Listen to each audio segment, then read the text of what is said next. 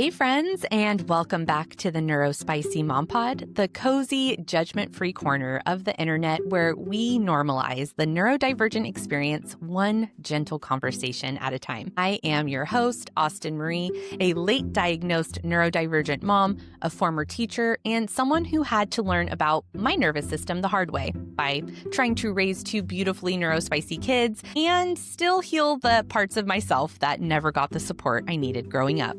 This podcast is for anyone who spent their childhood undiagnosed or misunderstood. Anyone who masked so hard they forgot who they were, and anyone who is now trying to raise their kids differently, with compassion, with nervous system awareness, and with truth, even while we're still trying to figure out those things for ourselves. Here we talk about what most of us never learned, how our nervous system actually works, how to support neurodivergent kids without shame, how to break cycles that we did not create, how to understand our sensory needs, and how to reparent ourselves in real time while doing our best not to pass down the same emotional wounds that sent us to therapy for half of our adulthood. Many of us spent our childhoods surviving. Now we're trying to learn how to live and how to parent in a way that gives our kids safety instead of fear and gives us the healing we always should have had. If you're looking for a soft landing spot, a community that gets it, and a place where your weird, wonderful, overwhelmed brain is met with compassion instead of judgment, then you're in the right spot. Today, we are going to dive into something that is hitting almost every neurodivergent household right now. Whether you have kids, whether you're reparenting your inner child, or both. The holiday season is basically the Olympics for sensitive nervous systems. Late October through early January is this long stretch of disrupted routines, unexpected schedule changes, sensory chaos, family pressure, school events, dark mornings, cold weather, colds and flus, and every single piece of it lands directly on the nervous system. Kids feel it, we feel it, I feel it. And then everyone wonders why everyone's a little off. You are absolutely not imagining it. So let's talk about why this season shakes our kids and us, and how we can move through it with gentleness, compassion, and way more nervous system awareness than any of us ever got growing up. I want to start by acknowledging something that is so obvious and yet so incredibly overlooked. This season is full of change. Every day, every week, every routine your child depends on, it's all shifting underneath them. And for neurodivergent nervous systems, predictability isn't a luxury, it's safety. Think about your kid at school right now. 1 week, it's minimum days. Then it's rainy day recess, which means kids are stuck inside and everything is louder and more chaotic. Then suddenly the teacher is practicing songs for a winter performance and centers get bumped. Then they're doing crafts instead of math during math time. The whole vibe of the classroom changes. Decorations are up, expectations are different. There might be substitutes because colds and flus are ripping through every classroom. Paras are out sick. The routines your child anchors themselves to for regulation are suddenly gone. And our kids are expected to just keep up with all of that. They're expected to regulate inside of a system that is inherently dysregulating. So if you've noticed your child being more sensitive lately, more clingy, more meltdown prone, more avoidant, more shut down, more high energy, more tearful, more, this isn't like them. Honestly, this is them. This is their nervous system trying its absolute best to adapt to consistent change it didn't consent to and can't predict. Their behavior isn't random. It's communication. It's a little body trying to find safety in a season that gives them none. And now I want to talk about us, the adults, especially the neurodivergent parents, because this season doesn't just hit our kids, it hits us too, often in ways we don't even realize. Most of us grew up in a culture that trained us to ignore our bodies, to push through discomfort, to treat exhaustion like a personal failure instead of a biological signal. So a lot of adults move through this time of year genuinely unaware of how dysregulated they are. For me, it actually starts way before December. My body notices the shift long before my brain does. Pumpkin spice shows up, the air changes, my birthday rolls around, the sun starts to disappear earlier and earlier, and there's this quiet sense of bracing that happens inside of me. My nervous system remembers this season as one of obligation, overstimulation, social pressure, family expectations, and situations that I couldn't easily escape from. Even if my circumstances have changed, which they have, my body holds on to the pattern. And then the mornings go dark, truly dark. And that's where the biology comes in. Humans were never designed to wake up before the sun. Our internal clock actually depends on light to regulate mood and dopamine production and basic daily functioning. When mornings stay dark, the nervous system shifts into a stress state.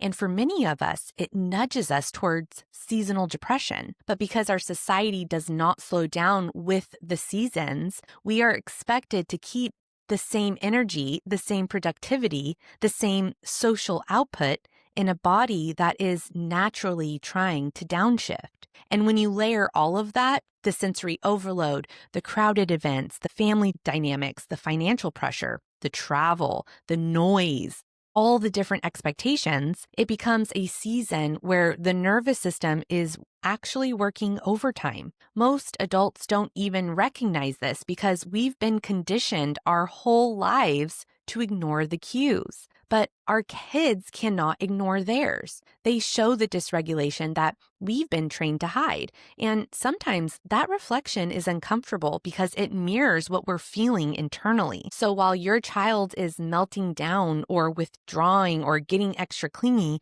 you might be experiencing your own version of the same thing. Irritability, exhaustion, forgetfulness, shorter tolerance, emotional sensitivity, or even shutdowns, anxiety spikes, or that familiar cocktail of gloom and overwhelm. Your body is not malfunctioning. It's responding exactly the way a human body is meant to respond to seasonal change. It's just doing so inside a society that leaves no room for that biological truth. And this is the part none of us heard growing up.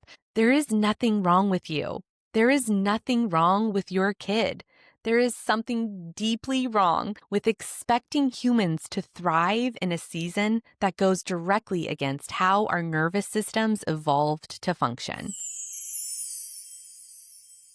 Now that we've named what's really going on, the constant schedule changes, the sensory overload, the biological mismatch, the pressure to perform during a season our bodies want to slow down, we can talk about what support actually looks like. And the beautiful thing is that support doesn't mean reinventing your entire routine or turning yourself into a Pinterest parent. It's actually the opposite. It's about simplifying, softening, meeting the moment instead of fighting it. For kids, support almost always begins with predictability, not rigid structure, not strict routines, but gentle anchors. When school days are full of unpredictability, having something at home that stays the same becomes this quiet little safety signal for their brain. It could be the same bedtime phrase. It could be the same 3-minute snuggle ritual, a consistent way that you start the morning, or even a small grounding moment before school where you sit together and take one slow deep breath or make up a handshake to say goodbye. These tiny repeated moments create stability inside a season that gives them very little of it. And support also looks like noticing the clues before everything starts spilling over. When you see your child becoming clingier, quicker to tears, more sensitive or avoidant or just not themselves, instead of asking, "What's wrong with you?" you can gently shift to, "What has their nervous system been holding today?" It sounds subtle, but that shift is huge. It moves us from reacting to their behavior to understanding the need underneath it. But the truth is, we can't just pour all our energy into our kids' regulation without acknowledging that we are also moving through the same season in adult bodies that have been trained to mask all the signs until we hit a wall. So supporting ourselves is part of supporting them. And self-support can look incredibly small and incredibly doable.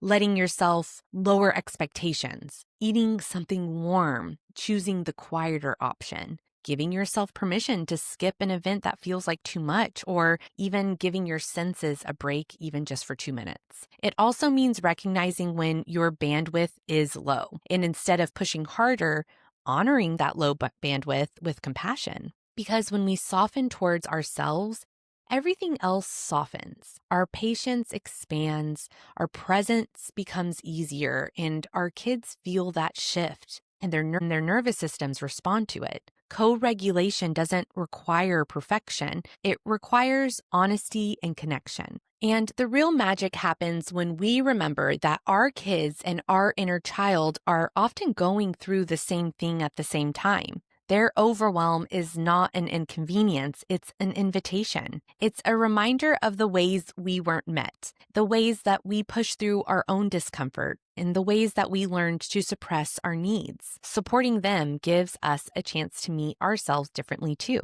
So if this season feels heavier, if emotions feel closer to the surface, if everything feels like a lot, that's not a sign that you're doing anything wrong. It's a sign that you're human. It's a sign you're moving through a season your biology didn't evolve for. And it's a sign that what you and your child both need most right now is gentleness, not more pressure, not more performance, just gentleness.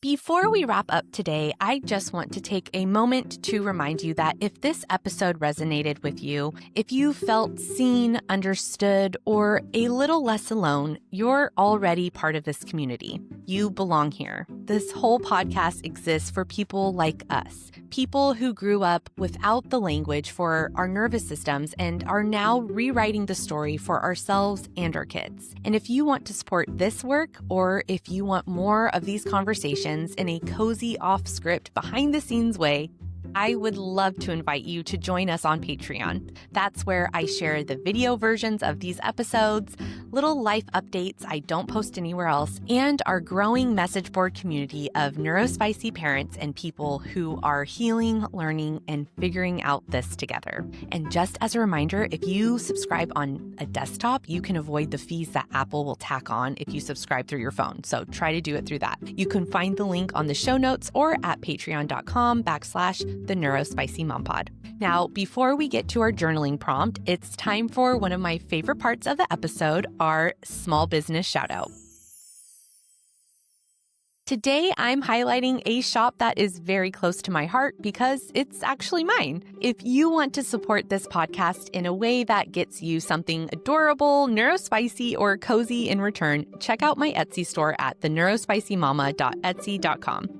I've got pop culture cuties, affirmation coloring books for littles, cozy merch, and little things that make life feel fun and magical, all created by your girl right here. Every purchase genuinely helps me keep this podcast going and supports me as I build this community for all of us. So if you've been wanting something fun for yourself or a little gift for someone who gets it, take a peek. Also, don't forget, I can customize anything. Just shoot me a little message. And if you're heading out now, thank you for being here. Truly. I'll see you next week. But if you're staying for our weekly journaling moment, get comfy because today's prompt is really a meaningful one. All right, let's get ready for our journaling moment. So go ahead and get comfortable, take a breath, soften your shoulders, and maybe unclench your jaw a little. This week's prompt is simple, but it's such a powerful one for this season. Here we go. What's one small way you can bring more calm into your home this week for your child and for yourself? Let whatever comes up be gentle. It doesn't have to be big or life-changing, just one tiny shift that brings everyone's nervous system a little more ease. I know for me, that means using my twinkle lights probably for the rest of the year. You can find this prompt on the message board. You can journal with it.